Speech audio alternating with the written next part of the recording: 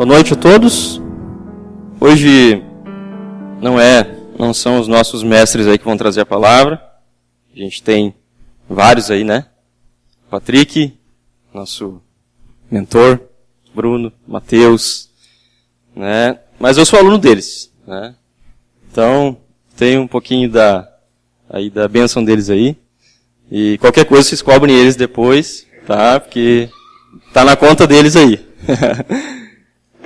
O nosso tema hoje é esse que está aí, identidade.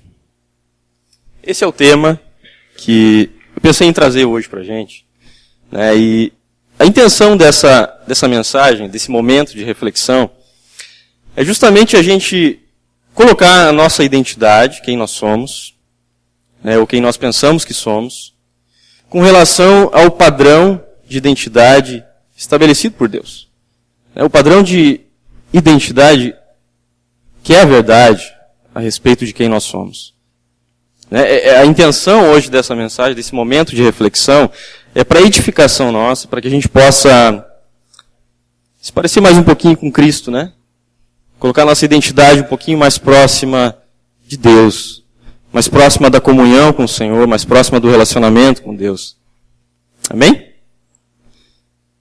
Então, eu queria inicialmente trazer uma questão, uma pergunta para a gente começar já refletindo. Essa pergunta, eu preparei a mensagem e até eu vi que o Verdun postou um vídeo lá no Facebook, né, e com essa mesma pergunta.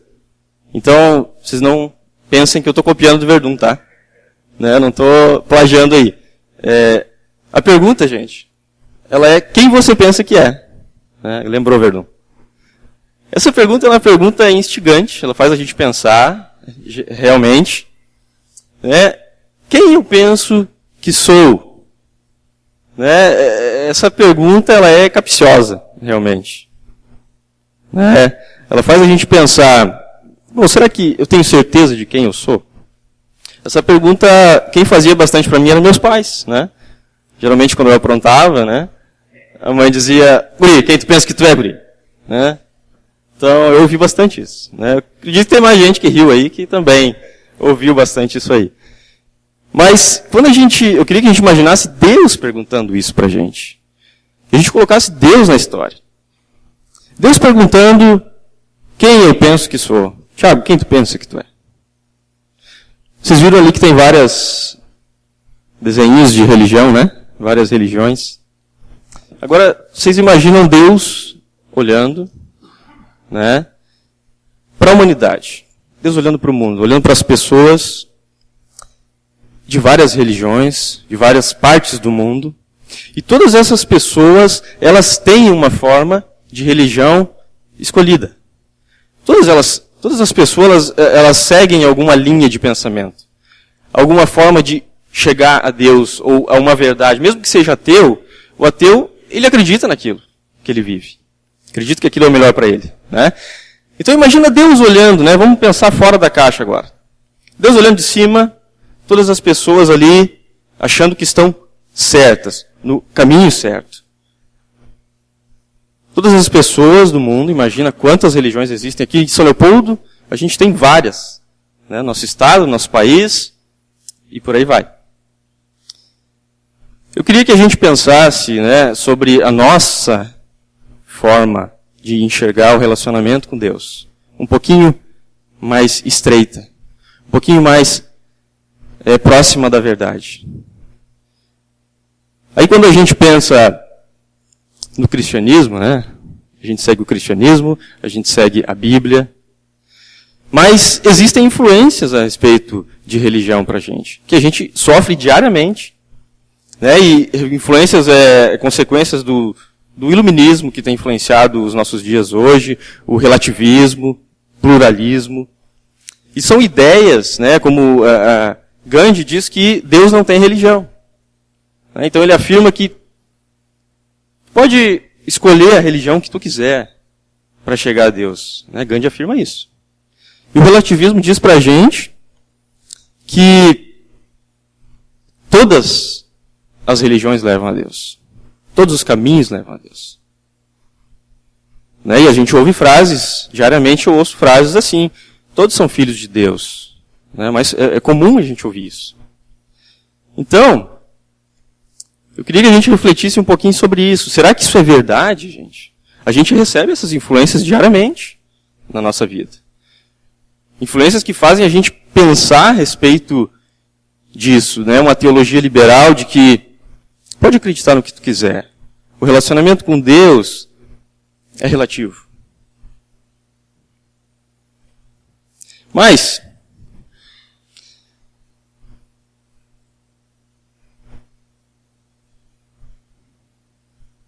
essa pergunta, ela precisa ser respondida. O ser humano, ele busca sempre uma resposta existencial, né? De onde eu vim, quem eu sou, para onde eu vou. E uma forma de responder isso, de viver isso, a identidade, é essa. Sendo quem os outros querem que a gente seja. A gente pode viver influenciado por pessoas que nos dizem quem a gente tem que ser. Isso é muito comum de acontecer. Né? Para começar, a gente quando nasce, a gente recebe um nome que não fomos nós que escolhemos esse nome. Né? Kenani, não é Kenani? A gente não escolheu. Né? Eu acredito que tu iria escolher esse nome, né? Então, né? Mas a gente é comunicado desse nome depois que a gente aprende a se comunicar, a gente aprende a língua. Né? Então, para começar, as influências já começam aí. Né? Eu não tenho nome, às vezes que eu quero, a não ser que eu troque de nome depois. Mas as influências, elas vêm fazendo com que a gente forme o nosso caráter, a nossa personalidade, quem nós somos, a nossa identidade. E aí, quando a gente é criança, a gente tem influência dos pais, irmãos, amigos, e aí a gente quer ser adolescente, né? Eu lembro do Felipe, meu irmão mais novo, pequenininho lá, que eu era mais velho que ele, né? Sou mais velho que ele, e eu estava sempre uma fase à frente. Então ele sempre queria andar comigo e eu não queria andar com ele. Né? Então, sempre dava o controle sem fio para ele, né? Mas a gente passa por isso, né? E todas essas fases que a gente passa, infância para adolescência, adolescência para juventude, juventude para a fase adulta e adulta para a velhice, e aí a gente morre. Todas essas fases, mudanças de fase, são crises de identidade que a gente passa. A gente assume novas responsabilidades, a gente assume novas posturas, a gente precisa escolher, fazer escolhas que vão definir quem nós somos, né? A nossa identidade. E muitas vezes, gente, essas escolhas, elas são feitas baseadas no que os outros querem que a gente seja. Pode desde estudo, até profissão, né, namoro, casamento. A gente é influenciado. Somos totalmente influenciados. E o que pega é que a gente é influenciado também na religião. Nós somos influenciados na forma de relacionamento com Deus. Aí, né, aquelas imagens que eu coloquei antes ali, vocês já imaginaram todas as pessoas que buscam uma religião, se elas já se questionaram a respeito disso? Se elas já imaginaram Deus perguntando, quem tu pensa que tu é? Tu acha que está na religião certa? Tu acha que tu está realmente num relacionamento com Deus? É interessante, imagina se todas as pessoas fizessem essa pergunta. Aí, o que acontece geralmente quando, né, a gente faz a vontade dos pais, dos amigos, irmãos, a gente é influenciado, chega um ponto que a gente não aguenta. Né? Chega um ponto que a gente não quer mais saber de ninguém dando palpite pra gente. Aí, o que acontece é que eu passo a ser quem eu quero daí. Às vezes eu tenho uma vida de religiosidade, eu nasci em um lar cristão. Então eu ia para a igreja, quando era pequeno, não vou mentir, eu ia para a igreja porque meus pais iam, me levavam. Né? Então eu ia dormir no banco, e babava no banco, e roncava. E aí eu fui continuando indo na igreja, né? Só que quando eu comecei a fazer escolhas, eu tive que passar por uma conversão também. Né? Eu gosto de uma frase de Billy Graham que ele diz que Deus não tem neto. É interessante porque Deus tem filho, Deus não tem neto. Né? Eu, por ser filho dos meus pais cristãos, isso não me garante nada. Então, a gente chega a um ponto, às vezes, por ter uma religiosidade, né, por viver uma religiosidade e não passar pela conversão, que a gente chega e diz, agora eu não quero mais saber de igreja. Agora, ninguém me diz o que eu tenho que fazer, quem eu tenho que ser, não quero saber de ninguém dando palpite na minha vida, agora eu vou ser quem eu quero.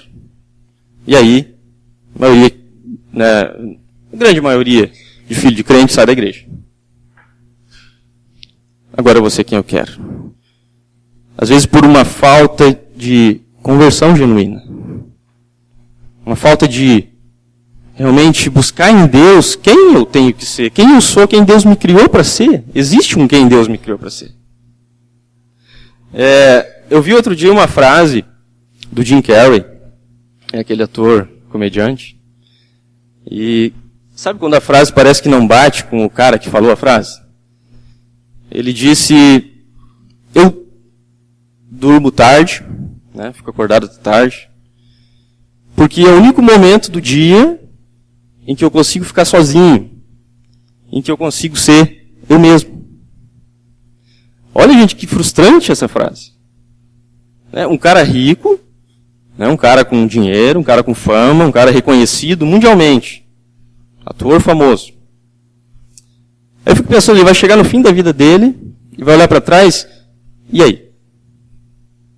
Ele não foi quem ele é, de verdade. Ele passou a maior parte da vida dele sendo alguém que os outros dizem que é legal.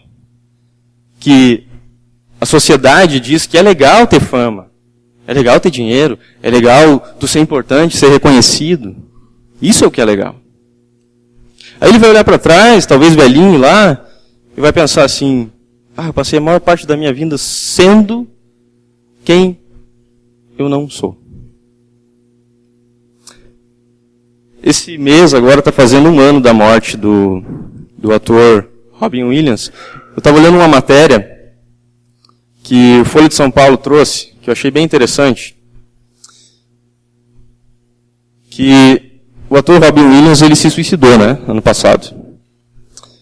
Então a matéria diz que o Brasil é o 8º país com mais suicídios no mundo, segundo a Organização Mundial da Saúde.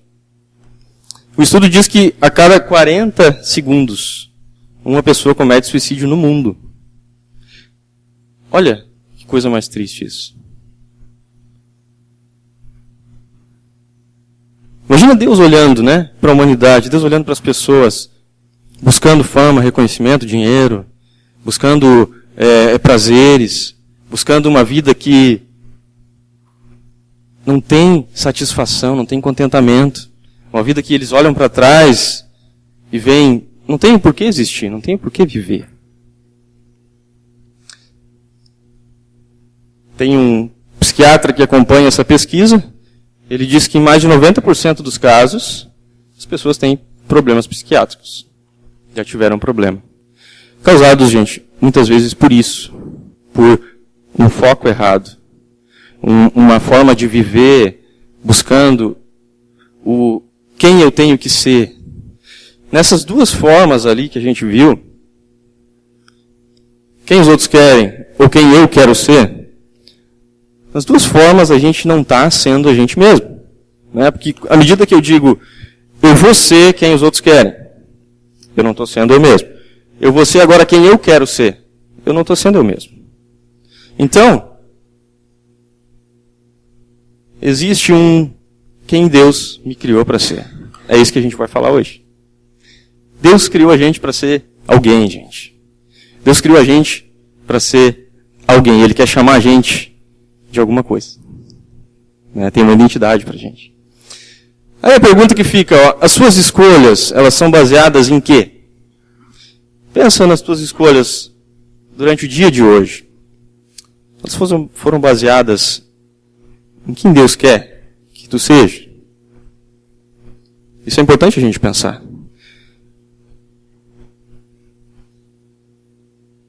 A gente falou sobre relativismo, né, no início, e é um problema que influencia a nossa sociedade, chega até a igreja, né, e chega até nós, e diz que existem vários caminhos. Aí quando a gente olha para a Bíblia, o resumão da Bíblia, gente, é um Deus criador, criou o homem para um relacionamento com ele, um relacionamento íntimo, né? Um relacionamento de comunhão. Esse relacionamento é desligado por causa do pecado. O que acontece? Esse Deus que criou o homem, ele se doa. Esse Deus, ele investe. A gente encontra na Bíblia Deus ele interferindo na história. Justamente para trazer o homem de volta para ele. A Bíblia mostra para a gente Deus, ele se doando para ter um relacionamento de volta com a gente. Deus, ele não quer ver a gente se suicidando. Deus, ele não quer ver a gente planejando coisas sem ele estar junto. Ele quer estar junto, relacionamento. Eu quero ler com vocês uma palavra que está lá em Romanos, capítulo 8, versículo 1 em diante.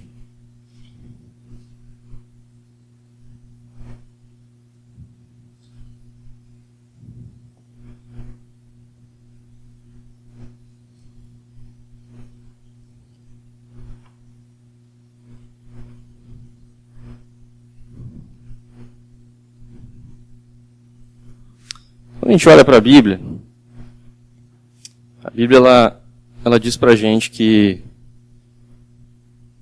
na verdade, não são todos os caminhos que levam a Deus, né?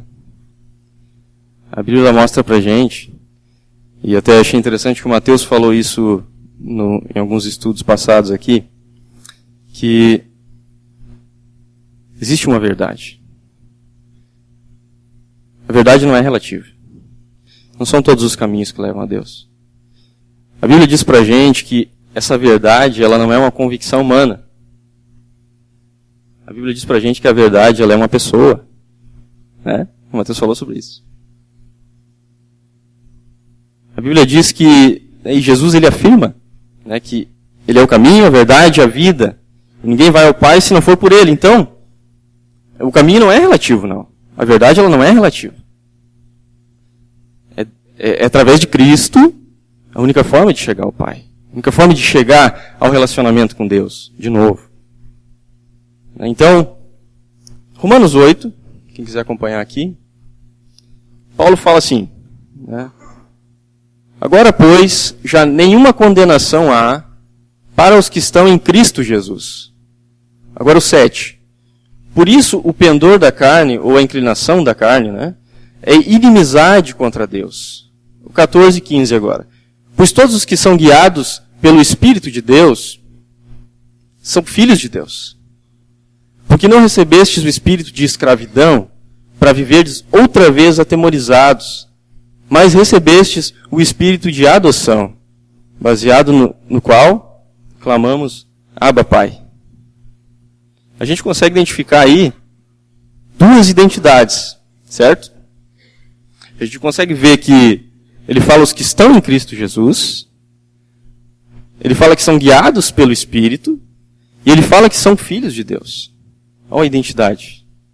Mas ele fala de outra identidade também. Ele fala daqueles que, está implícito ali, aqueles que não estão em Cristo. Ali ele fala que estão em inimizade contra Deus. E ele fala que escravidão, espírito de escravidão.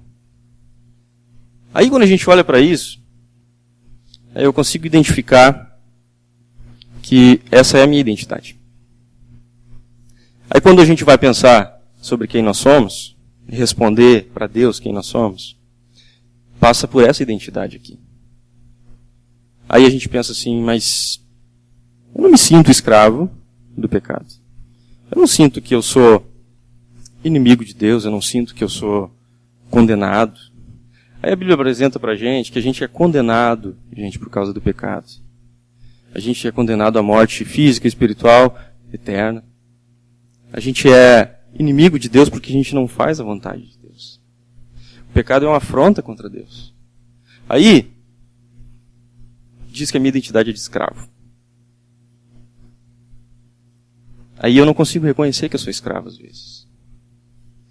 E tem uma passagem interessante quando Jesus fala para os judeus, né, a respeito disso, está lá em Marcos 10, em João 8, desculpa. E Jesus diz para os judeus lá, eu vim para libertar vocês. Aí os judeus dizem, nós não precisamos ser libertos. Né, nós somos descendentes de Abraão. A gente não precisa de libertação, não. Aí Jesus diz para eles, todo aquele que comete pecado é escravo do pecado. Aí eu que não achava que era escravo, eu olho para a minha vida, eu vejo vários pecados que eu cometi. E eu fui sim escravo do pecado. Aí quando a gente olha para Pedro, Paulo, então, Tiago, João, todos escravos do pecado? Todos escravos do pecado. Bruno, escravo do pecado. Patrick, também. Mateus, também. A nossa identidade, gente, é de escravo do pecado. É de condenado, realmente. Afastado de Deus. Paulo ele fala em Romanos, um pouquinho antes aqui, que ainda tem resquícios da escravidão. Romanos 7, ali ele fala que o bem que prefiro, esse não faço, mas o mal que não quero, esse faço. São resquícios ainda de uma vida de escravidão. São aqueles pecados que a gente comete, quando a gente converte, a gente não consegue ainda fazer a vontade de Deus, porque ainda está enraizado. Escravo. Escravidão. Tu não consegue te libertar do pecado para fazer a vontade de Deus. Paulo fala isso, gente. Mas aí tem uma boa notícia. Tem uma ótima notícia. Que existe uma outra identidade aqui. E é interessante porque essa identidade, ela mostra pra gente que Jesus, ele não veio para dividir apenas o calendário da gente. Ele não veio para dizer, agora vocês comecem a contar 1, 2, 3, 4, 2015 depois de Cristo. Né? Não é para isso que Jesus veio. Jesus ele vem para dividir a nossa identidade. Jesus vem para dividir a história da nossa vida. Jesus ele mostra para a gente que a gente tem uma identidade antes de Cristo, que é essa aqui que a gente falou, e a nossa conversão ela precisa passar por esse reconhecimento, gente. Eu precisei reconhecer que eu era escravo do pecado, mesmo tendo crescido no lar cristão. Aí Jesus mostra pra gente que existe um depois de Cristo. E aí, gente, não existe maior alegria do que essa identidade que a gente recebe depois de Cristo. Quem nós passamos a ser? É filho de Deus. Filho de Deus, ser chamado de filho de Deus. Isso não tem alegria. Não tem alegria maior. Isso não tem fama, reconhecimento, dinheiro, profissão, que tu consiga uma carreira. Isso não tem nada que compare a ser chamado de filho de Deus. Será que a gente consegue chamar Deus de Pai? Será que a gente consegue ter um relacionamento de filho com Deus? Vamos analisar a nossa vida, a nossa identidade hoje. Tem sido filho de Deus? A gente consegue realmente ter um relacionamento íntimo com Ele, filho? Não tem coisa melhor do que isso, gente. Mas aí, a gente pensa assim, filho de Deus. Hoje em dia, filho, relacionamento de pai e filho, está complicado. Está conturbado. Hoje, a educação no Brasil está muito complicada. Eu ainda não tenho filhos, mas pretendo. Espero poder educar eles. Mas eu sei que é difícil. Sei que é difícil porque existe a educação que não é dada pelos pais e recebe influências no colégio, recebe influências no trabalho. E todas essas influências que a gente falou antes, elas levam algum caminho.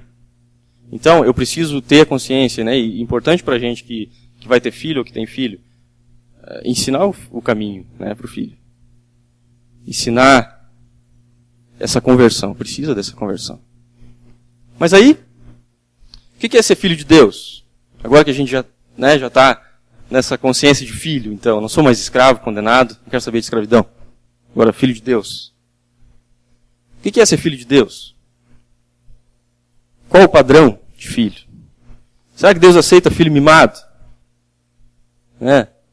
Será que Deus aceita filho desaforado?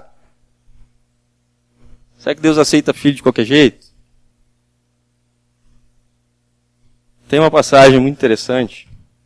Está lá em Filipenses, capítulo 2,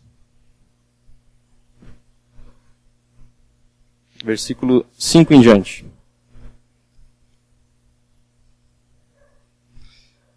Padrão de filho estabelecido por Deus, vocês vão se lembrar quando João Batista batiza Jesus, né? E aí vem uma voz de Deus que diz: esse é o meu filho amado, em quem me comprazo. É Deus dizendo, né, que Jesus é o filho querido dele. Né, quando ele fala, Jesus é meu filho querido, que me dá alegria. Né, tem tradução que fala, é meu filho querido que me dá alegria. Qual é o padrão de filho, gente? É Jesus. Jesus é esse padrão que veio mostrar pra gente quem Deus criou a gente para ser. Iguais a Cristo. O que diz lá em Filipenses?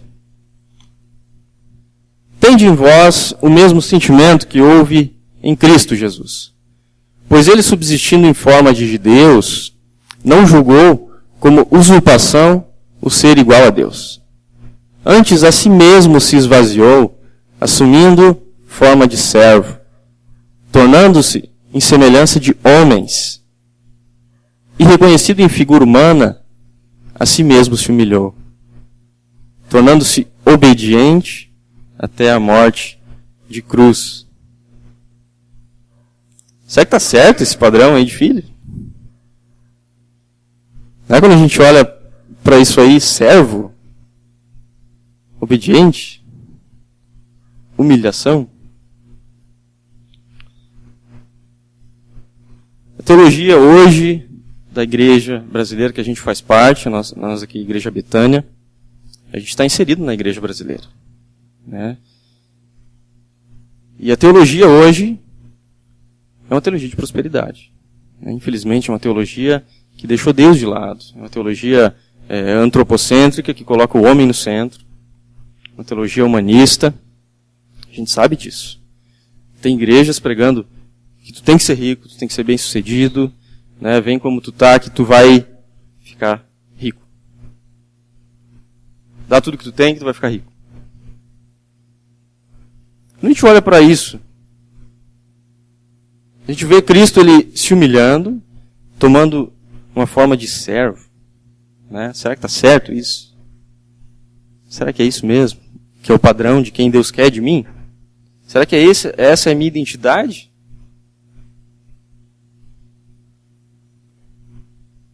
O mais legal, gente, dessa passagem, tem muita coisa legal nessa passagem, é que isso era um cântico dos filipenses. Imagina os filipenses cantando isso. Vamos ter o mesmo sentimento de Cristo? Vamos ser igual a Cristo? Vamos ser servo? Vamos nos humilhar? Vamos ser obedientes até a morte? Esse era o cântico deles. Não era sabor de mel, né? Não era prosperarei, não era eu tenho que viver melhor do que eu entrei na igreja, eu tenho que ganhar mais, eu tenho que ter um emprego melhor, eu tenho que ter uma carreira, eu tenho que ser bem sucedido, eu tenho que ser famoso, eu tenho que ser reconhecido. Não, gente. É servo. Essa palavra que Paulo usa aqui, Frônesis, uma palavra grega antiga. E quem usa essa palavra é Aristóteles, na filosofia, quando fala sobre ética. É interessante porque o sentido dessa palavra é sentimento com atitude. Tem Bíblias que traduzem como atitude, acho que a NVI traduz como atitude. Isso é muito interessante porque quando Aristóteles usa essa palavra, ele usa no sentido de ensinar o seu discípulo, né, ele como mestre ensinando o seu sucessor, ele diz para ele, olha, tu tem que ser mais do que igual a mim. Não é apenas ter o meu sentimento, não é apenas ter a minha atitude. Cara, tu tem que ser eu. Tu tem que encarnar eu. Né? É essa a palavra. Tu tem que... Eu morrendo, o mundo ele não pode sentir falta minha porque tu vai continuar a minha obra. Tu vai continuar o meu trabalho. Não é, cara, ter apenas a minha consciência. Não é ter apenas o meu jeito de pensar. É fazer também. Não é apenas fazer sem pensar. Vou copiar. Não é cópia. Aí quando Paulo usa isso, né, é interessante saber o sentido da palavra. Ele diz assim, vamos encarnar Cristo em nós. É profundo isso. Não é um evangelho de sentimento apenas. Eu sei o que agrada a Deus, mas eu não faço. Eu vou na igreja, né, eu como filho de crente, eu vou na igreja, mas eu não sei por que eu vou. Eu vou simplesmente. E vive uma religiosidade. A frônese de Cristo, gente, e Paulo fala sobre isso, né? Não mais vivo eu, mas Cristo vive em mim. Passa por isso. É Cristo vivendo em mim, nas minhas atitudes, nas minhas escolhas, no meu dia a dia. Não mais escravo do pecado. É servo de Cristo. Ele é o Senhor da minha vida.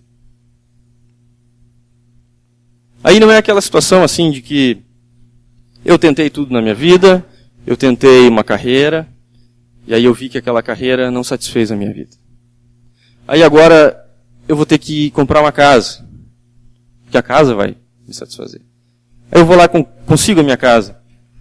Aí eu paro e penso, mas ainda falta alguma coisa. Aí eu penso, não, eu tenho que casar. Casar ajuda um pouco. Mas não é tudo, gente. Né? Aí eu tenho que ter filho. O filho vai resolver. Não adianta. Não, agora eu tenho que ser rico, eu acho. Vou ter que buscar dinheiro. Isso aí que é o negócio.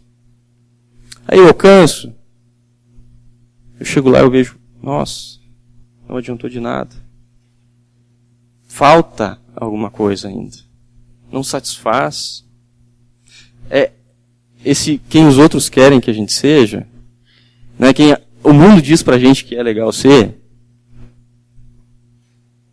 a gente chega no fim da vida, a gente olha para trás, e aí Fernando Pessoa usa um poema muito legal, né, que ele diz que quando vai tirar a máscara, ela não sai mais, porque já está grudada a face.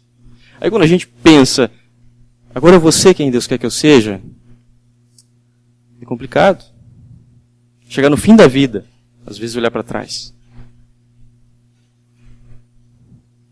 Aí eu penso assim, não deu nada certo na minha vida. Agora eu vou ser missionário. Né? Agora sim, Deus. Vou fazer o que tu quer, mas deixar bem claro, Senhor, não é o que eu queria. Né? Vou fazer, é atitude. Agora eu vou para a igreja, mas eu não queria, Senhor. Ainda bem que a gente tem missionários aqui, né, convictos do chamado. E eu gosto de uma frase de Spurgeon, né, que ele diz que todo crente, todo cristão, ou ele é um missionário, ou ele é um impostor. A gente tem uma missão como igreja, Betânia. Vamos falar de nós aqui, não vamos falar dos outros. Eu, Thiago, tenho uma missão. Essa missão, ela vem através de Cristo, através dessa frônese de Cristo, de reconhecer que o quem eu sou, quem Deus me criou para ser, passa por Ele. O fim último do homem está lá no seu início. Está lá em Deus.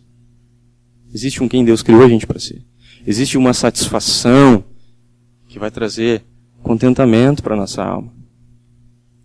Eu gosto de uma frase de Santo Agostinho, né, que ele diz que criaste-nos para vós, e o nosso coração permanece inquieto enquanto não repousa em vós. A gente foi criado para Deus. Criado para Ele. A única coisa que vai satisfazer a nossa alma é Ele. Quando a gente é criado, lá em Gênesis, a Bíblia diz que Ele criou a gente, formou, né, e soprou em nós o fôlego de vida. A gente passou a ser alma vivente. A palavra alma, gente, é a palavra nephesh. Essa palavra ela não tem nenhum significado que a gente consiga trazer no português. Mas o mais próximo é um ser sedento. Olha que interessante. Todas as vezes que aparece a palavra alma, está relacionada a sede ou fome. Está sempre relacionada a querer alguma coisa. Nós somos seres que desejam sempre alguma coisa. A gente nunca está contente, não tem contentamento. A gente está sempre querendo mais alguma coisa, querendo atingir alguma coisa, alcançar alguma coisa, na tentativa de ser feliz, gente, na tentativa de preencher esse vazio. A gente vai buscar no trabalho, a gente vai buscar no estudo, a gente vai buscar numa pessoa, e a gente vai se iludir. A gente vai acabar se iludindo de que a gente vai ser feliz, a gente vai chegar lá, a gente vai ver que não vai fazer a gente feliz. E aí, como uma peça com um formato, né, vamos pegar aqui que a minha alma tem um formato X, a única coisa que vai preencher esse formato é Deus. A única coisa que preenche o formato certinho, não fica nada sobrando, é Deus. Todos nós temos uma alma sedenta por Deus. A gente pode escolher chegar até o fim da vida sem preencher esse vazio, sem ser chamado de filho de Deus. Ou a gente pode escolher por Deus. Ou a gente pode escolher Deus, satisfaz a minha alma. Eu quero ser teu filho. Aí quando a gente olha para quem foi Cristo, para a gente ter a frônese de Cristo, então, a gente vê que Cristo foi servo. Aí, olhando, né, bem realista para a sociedade hoje, ninguém quer servir, né, gente? Ninguém quer ser servo. A gente tem que fazer uma luta para ser servo. É uma briga para a gente servir. É uma briga para a gente se doar o nosso tempo, doar o nosso dinheiro, doar... o dinheiro é mais complicado, né? Doar de si, doar de nós para alguém, em favor de alguém. É quando a gente olha para Cristo, tem uma passagem, né, que os discípulos, Tiago e João, né? Tiago e João, eles chegam para Jesus lá e dizem, ô Senhor, tem como o Senhor dar um jeitinho de eu sentar na tua esquerda e ele na tua direita, no teu reino? Está lá em Marcos 10. Agora eu acertei Marcos 10. Aí os outros discípulos escutam aquilo ali, né? E eles chegam no bolo. E que história é essa aí, né? Imagina o Pedro lá, perguntando. Que história é essa que vocês estão querendo passar na nossa frente? Que história é essa que vocês estão querendo sentar uma à direita ou outra à esquerda de Jesus? A gente está aqui também. Né? A gente também está junto aí nessa. Aí Jesus, ele responde para eles. E responde... Olha, no governo do mundo, tá, são os maiorais que governam. Ali é assim. Aí Jesus diz assim, mas entre vós, e esse entre vós aí eram os discípulos que se tornaram a igreja depois e que chegou até nós, gente. Né? Hoje nós somos a igreja. Então esse entre vós A gente está incluído lá. A gente não era nascido ainda, mas a gente está entre vós aí. Aí Jesus diz assim, entre vós, quem quiser ser grande, esse serve. Quem quiser ser o primeiro, esse que sirva. É mais ou menos Jesus dando a real, né? Ó, gente, vocês estão com crise de identidade aí.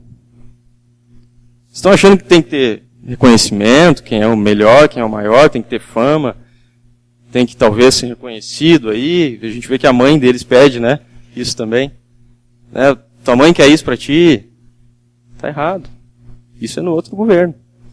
Aqui entre vós, no reino de Deus, a gente vai servir, para ser servo.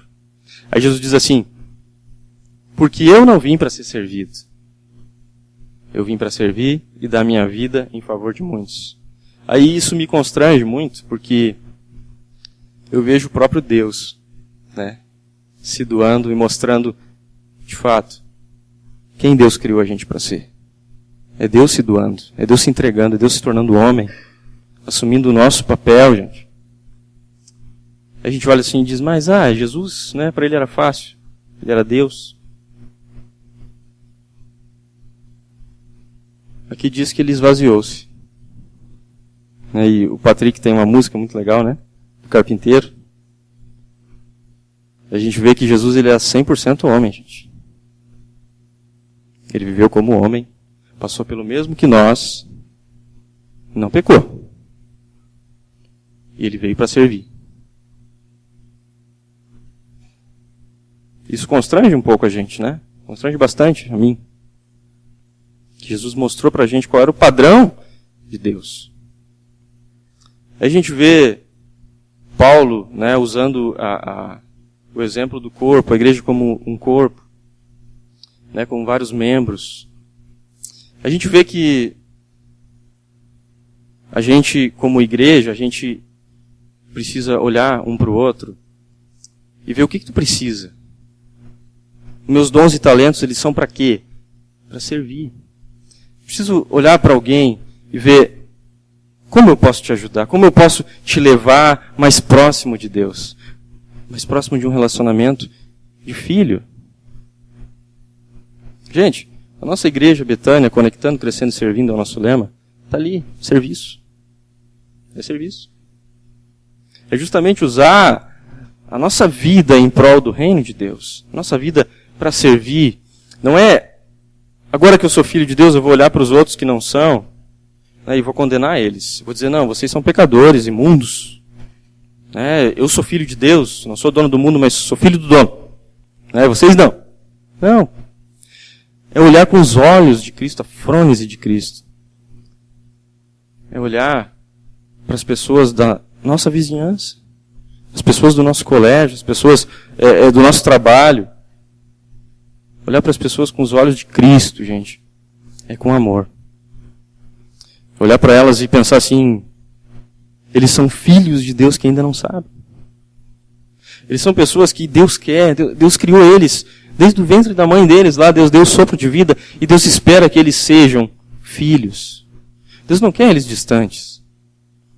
Gente, as pessoas, Deus, ele se entrega, ele se doa por amor.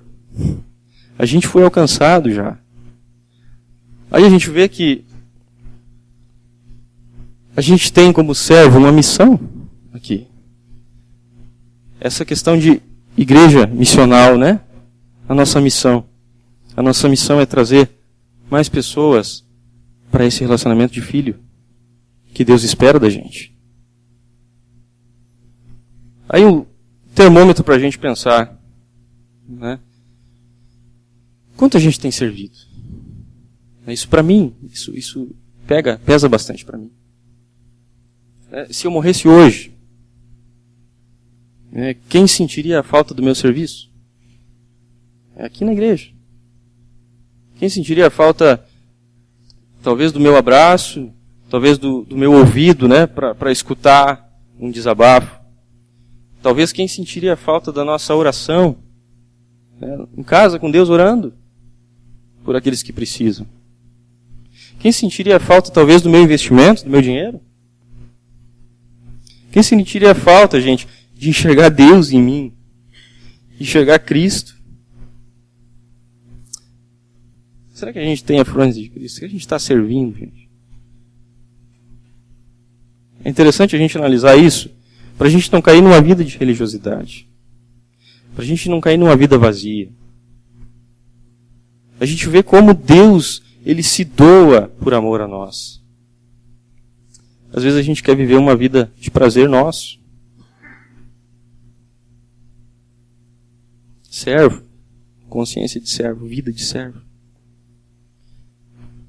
Aí a gente vê que Jesus ele é obediente até a morte de cruz. A gente não tem aqui hoje, no Brasil, perseguição ainda. Ainda, porque a gente não sabe.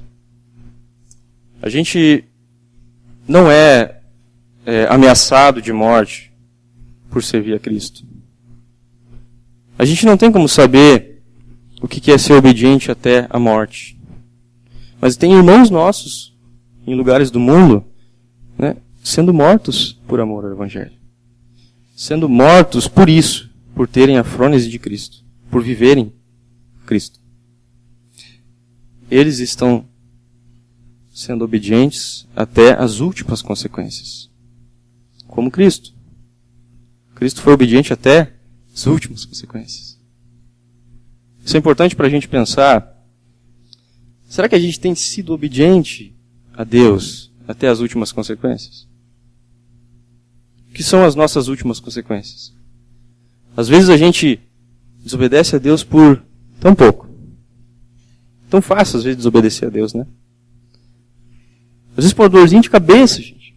A gente já está murmurando. Às vezes, para dar um jeitinho em alguma coisa, a gente aceita uma corrupçãozinha. Às vezes uma mentirinha para não dar problema em casa. Eu não minto, lógico. Marília. Mas, sabe, coisinhas pequenininhas às vezes. Que a gente pensa, não, isso não vai dar problema. Gente, Jesus foi obediente em tudo. Nunca desobedeceu a Deus. Em nada. Como homem. Como a gente está disposto a ser obediente a Cristo? Ser obediente ao Senhor? Às vezes a gente tem picadinhos de estimação, que vem com a gente quando a gente se converte e a gente não larga eles. Ah, Deus, Tu é o Senhor da minha vida, mas só até aqui, tá? Esse aqui deixa. Esse pecadinho aqui vai comigo. Interessante a gente pensar sobre isso. Obediência. A frônese de Cristo, gente. Cristão. Que nós aqui, nós almejamos ser. Passa por isso. Identidade de filho que nós somos, graças ao Senhor, pela sua graça. Com a missão de servo. Agora não para por aí. Não é apenas servo, como escravo antes, que tu é digno do teu salário, e só. Romanos 8,17 fala que a gente trabalha para o reino de Deus, sim. Mas esse Senhor que a gente tem agora, que não é mais o pecado, que a gente era escravo, esse Senhor agora, Ele é Pai. Esse Senhor é nosso Pai agora. Então tudo que eu trabalho para o meu Pai, para o reino do meu Pai, eu estou investindo para quê?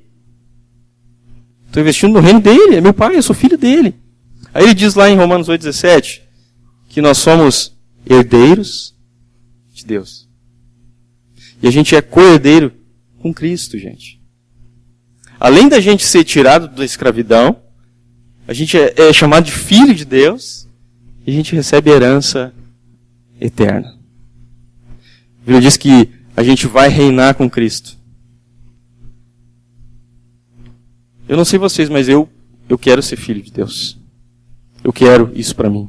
Eu quero a frônese de Cristo na minha vida. Eu quero realmente, Deus, o que te agrada?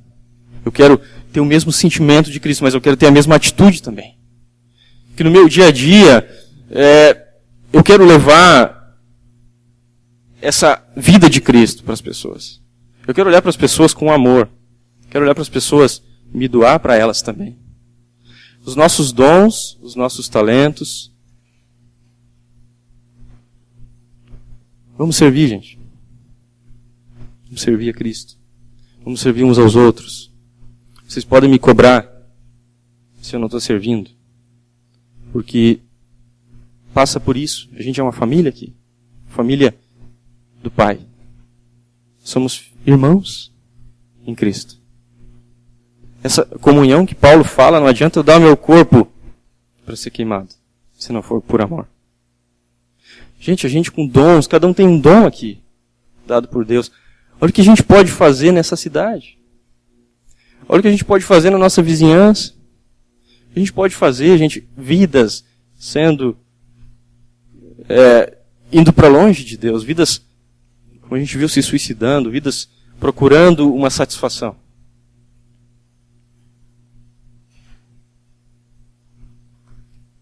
Qual a resposta que você dá para aquela pergunta inicial? O que você pensa que é? Qual a resposta que você dá para Deus? Vamos responder filho? Vamos responder que a gente quer ser filho de Deus? Vamos servir?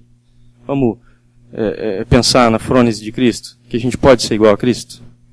Vamos fazer isso, não determinando com palavras, não, agindo, vivendo. Vamos juntos aqui, gente, ser uma igreja missional, uma igreja com uma missão, com uma visão, com Cristo em nós. Que o mundo possa ver Cristo em cada um de nós. Amém?